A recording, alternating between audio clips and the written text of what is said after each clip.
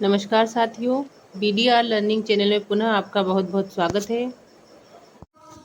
Model प्रश्न पत्रों की सीरीज में आज हम लेकर आए हैं कक्षा 12वीं के समाजशास्त्र विषय का मॉडल पेपर। यदि आप अन्य विषय के मॉडल प्रश्न पत्र देखना चाहते हैं तो आप हमारे पिछले वीडियो में जाकर देख सकते हैं।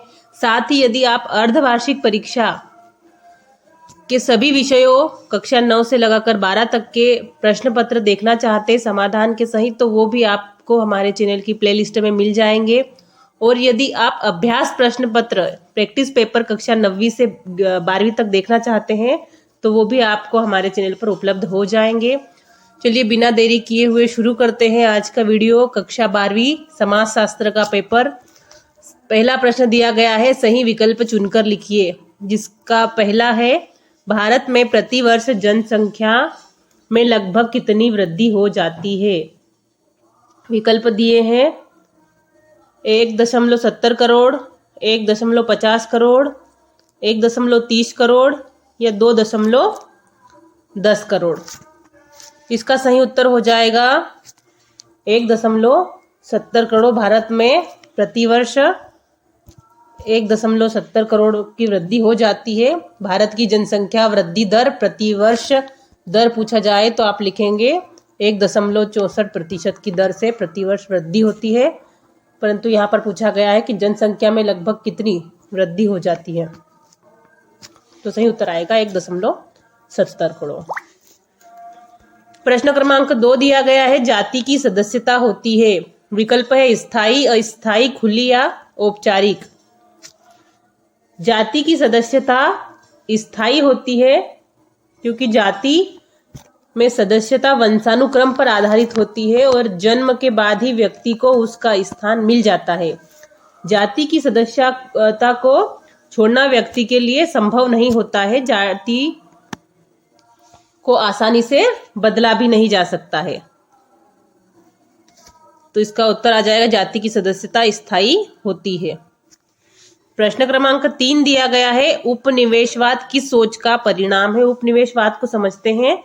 उपनिवेशवाद एक ऐसी प्रक्रिया है जिसके तहत एक देश दूसरे देश पर नियंत्रण स्थापित करता है।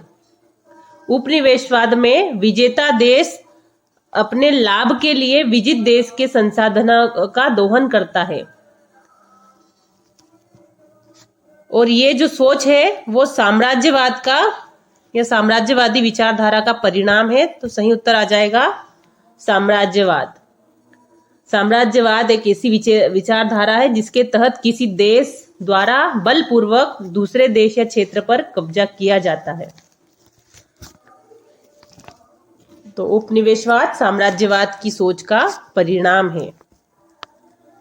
प्रश्न क्रमांक 4 है, भारतीय लोकतंत्र में कौन सी दलीय पद्धति अपनाई जाती है। दल पद्धति 3 प्रकार की होती है, एक दलीय, द्विदलीय और बहुदलीय पद्धति। एक दलीय पद्धति में देश में केवल एक ही पार्टी चुनाव में भाग लेती है राजनीतिक व्यवस्था के अंतर्गत। द्विदलीय में 2 दल भाग लेते हैं, त्रिदलीय में 3 दल भाग देते हैं और बहुदलीय एक ऐसी पद्धति है जहां पर एक देश के अंदर विभिन्न प्रकार की राजनीतिक पार्टियां चुनाव में भाग लेती है और जिस पार्टी को जनता का बहुमत प्राप्त होता है वह सत्ता में आ जाती है। भारत में बहुदलीय पद्धति को अपनाया गया है। तो इसका सही उत्तर हो जाएगा ऑप्शन स, भारतीय लोकतंत्र में बहुदलीय पद्धति को अपनाया गया है। प्रश्न क्रमांक 5 पूछा गया है, औद्योगिक समाज की विशेषताएं। 4 विशेषताएं दी गई है और पूछा गया है कि कौन सी औद्योगिक समाज की विशेषताएं हैं। पहला दिया है विकसित बाजार प्रणाली, प्रदत्त परिस्थितियां, व्यक्तिगत संबंधों में वृद्धि, अनौपचारिक नियंत्रण। इनमें से जो विकसित बाजार प्रणाली है वो औद्योगिक समाज की विशेषता है। औद्योगिक समाज में बाजार अर्थव्यवस्था की प्रधानता होती है और फैक्ट्री में बने उत्पादों को बाजार में लाया जाता है। प्रश्न क्रमांक 6 है, भारत में कौन सी दशा भूमंडलीकरण का परिणाम है। 4 विकल्प दिए गए हैं और पूछा गया है कि कौन सा कारण है वो भूमंडलीकरण का परिणाम है भारत में। तो भूमंडलीकरण को समझते हैं। भूमंडलीकरण या वैश्वीकरण एक ऐसी प्रक्रिया है जिसमें दुनिया भर के देशों के बीच और संस्थाओं के बीच आर्थिक, सांस्कृतिक, राजनीतिक और तकनीकी संबंधों को मजबूत करने की कोशिश की जाती है। विदेशी निवेश में वृद्धि अर्थव्यवस्था के आर्थिक विकास में मदद करता है। जब कोई निवेश करने वाली कंपनी उस कंपनी पर सीधा नियंत्रण हासिल करती है जिसमें वो विदेश निवेश करती है, तो इससे भूमंडलीकरण को बढ़ावा मिलता है। इस प्रकार ब आपका सही उत्तर हो जाएगा। प्रश्न क्रमांक 2 में सत्य और असत्य लिखना है। पहला दिया गया है, प्रबल जाति का संबंध उच्च जातियों से होता है। प्रबल जाति जिसे डोमिनेंट कास्ट कहा जाता है, तो जरूरी नहीं कि एक प्रबल जाति या डोमिनेंट कास्ट अनुष्ठानिक पदानुक्रम में सबसे ऊंची जाति हो। ये ऐसी जाति हो सकती है जो बहुत अधिक शक्ति रखती है, परंतु जरूरी नहीं कि इसका संबंध उच्च जातियों से ही हो। इस प्रकार ये कथन असत्य हो जाएगा। दूसरा है, भूमंडलीकरण के प्रभाव से आर्थिक क्रियाओं और सेवाओं में बाह्य स्रोतों के उपयोग में वृद्धि होती है। बिल्कुल सत्य कथन है। वैश्वीकरण के कारण देशों के बीच व्यापार में वृद्धि होती है, साथ ही आर्थिक संबंध मजबूत होते हैं और विभिन्न क्षेत्रों में नवीनतम तकनीकी और वैज्ञानिक विकास होता है, और साथ ही साथ लोगों के बीच विचारों, विचारधाराओं, भूमिकाओं और सांस्कृतिक मान्यताओं का अद्यतित आदान प्रदान भी होता है। ये कथन सत्य हो जाएगा। तीसरा है, राजा राम मोहन राय को भारतीय राष्ट्रवाद का जनक भी कहा जाता है। सत्य कथन है। राजा राम मोहन राय को भारतीय राष्ट्रवाद का जनक कहा जाता है। साथ ही साथ वे भारतीय पुनर्जागरण के जनक भी कहे जाते हैं और उन्हें आधुनिक भारत के जनक भी कहा जाता है। राजा राम मोहन राय ने भारतीय समाज में कई सुधार किए और देश के लिए कई काम किए। उन्होंने सती प्रथा और बाल विवाह को खत्म करने के लिए भी काम किया। प्रश्न क्रमांक 4 है, संविधान का 73वां संशोधन पंचायती राज व्यवस्था से संबंधित है। बिल्कुल सत्य कथन है। 73वें संविधान संशोधन के अनुच्छेद 243 घ के द्वारा पंचायती राज व्यवस्था के सभी 3 स्तरों पर अनुसूचित जाति व जनजाति तथा इन समूहों की महिलाओं के लिए सीटों के आरक्षण का प्रावधान किया गया है।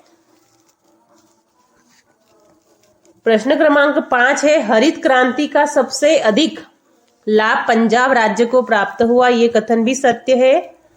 पंजाब राज्य ने भारत की हरित क्रांति का नेतृत्व किया और भारत का अन्न भंडार होने का गौरव भी प्राप्त किया।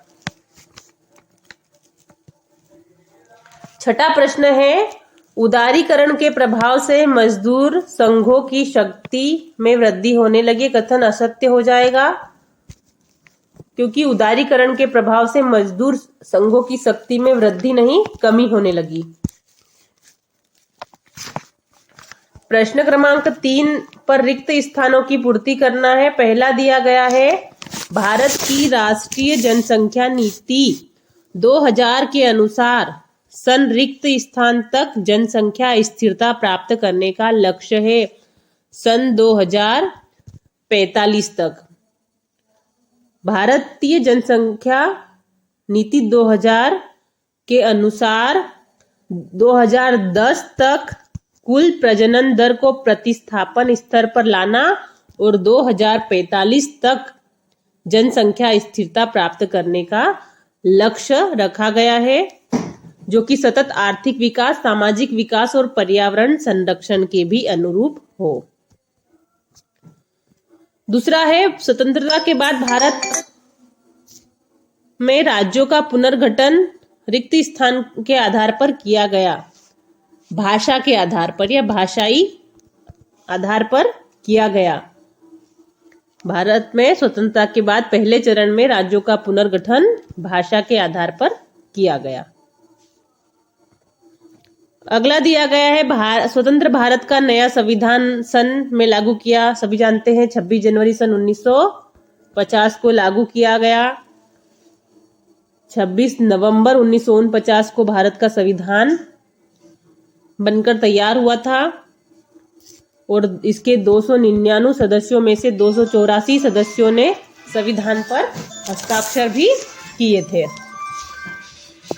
प्रश्न क्रमांक 5 दिया गया है, भूमंडलीकरण से संबंधित आधारभूत नीति का नाम है।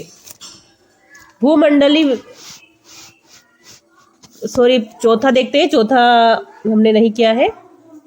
चौथा है, भारत में रिक्त स्थान अर्थव्यवस्था की नीति अपनाई गई है। भारत में मिश्रित अर्थव्यवस्था की नीति अपनाई गई है। मिश्रित अर्थव्यवस्था को समझते हैं, पूंजीवाद और समाजवाद की विशेषताओं को मिलाकर बनाई गई एक ऐसी अर्थव्यवस्था जिसमें निजी और सार्वजनिक दोनों क्षेत्र सह अस्तित्व में रहते हैं, मिश्रित अर्थव्यवस्था कहलाती है। और भारत में मिश्रित अर्थव्यवस्था की नीति ही अपनाई गई है। प्रश्न क्रमांक 5 है, भूमंडलीकरण से संबंधित आधारभूत नीति का नाम क्या है? NEP, न्यू इकोनॉमिक पॉलिसी या नई आर्थिक नीति इसे कहा जाता है। ये भारत में भूमंडलीकरण से संबंधित आधारभूत नीति का नाम है, जिसके तहत उदारीकरण, निजीकरण और वैश्वीकरण की आर्थिक अवधारणाओं पर इसको आधारित किया गया है। प्रश्न क्रमांक 6 है, भारत में डाक सेवा का आरंभ सन रिक्त स्थान में हुआ। सन 1854 में हुआ। भारत में जो वर्तमान डाक प्रणाली, जिसे भारतीय डाकघर अधिनियम कहते हैं, वो 1854 के साथ अस्तित्व में आई। उसी वर्ष रेल डाक सेवा की शुरुआत की गई।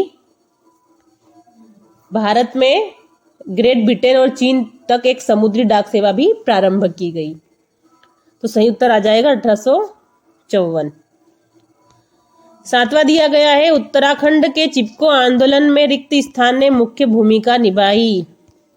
सुंदरलाल बहुगुणा। सुंदरलाल बहुगुणा एक प्रमुख पर्यावरण कार्यकर्ता थे, जिन्होंने चिपको आंदोलन में जागरूकता बढ़ाने और समुदायों को संगठित करने में महत्वपूर्ण भूमिका निभाई थी। प्रश्न क्रमांक 4 पर सही जोड़ी का मिलान करना है। पहला दिया गया है हिंदू विवाह अधिनियम, जिसको मिलान करना है। 1955 में हिंदू विवाह अधिनियम पारित हुआ था। दूसरा है सांस्कृतिक पहचान। सांस्कृतिक पहचान से सामुदायिकता की भावना आती है। तीसरा है ज्योतिबा फूले, जिन्होंने बहुत सारे समाज सुधार आंदोलन भी किए और इन्होंने एक प्रसिद्ध पुस्तक लिखी है, गुलामगिरी नामक। चौथा है जमींदारी उन्मूलन। जमींदारी प्रथा का उन्मूलन 1951 में किया गया।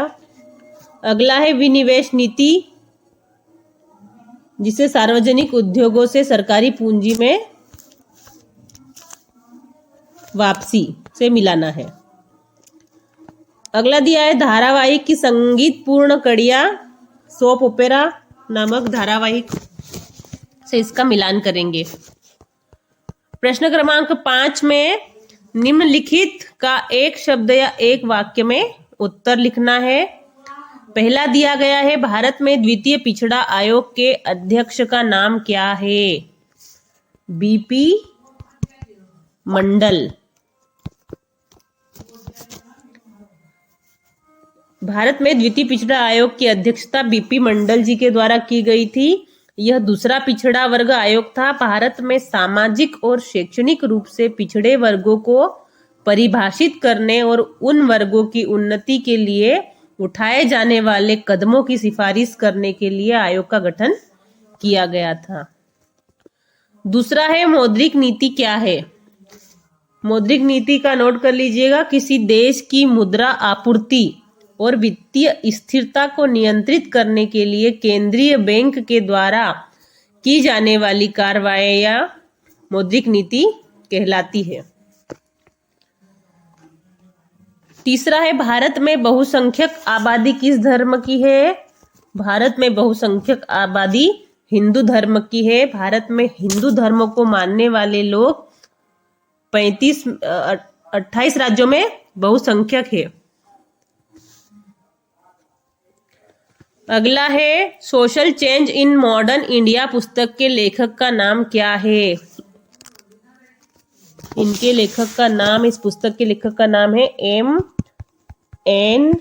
श्रीनिवास। पूरा नाम मैसूर नरसिंहाचार्य श्रीनिवास है।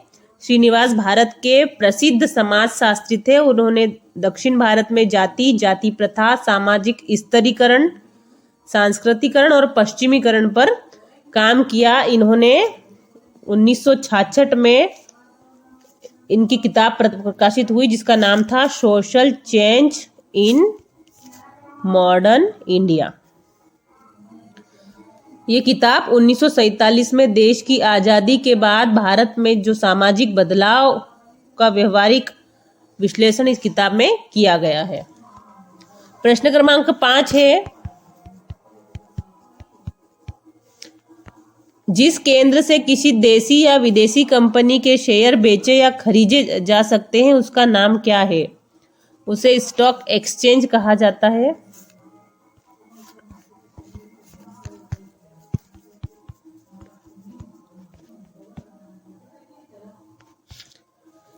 स्टॉक एक्सचेंज एक केंद्रीकृत स्थान है जहां सार्वजनिक रूप से कारोबार करने वाली कंपनियों के शेयर खरीदे और बेचे जाते हैं।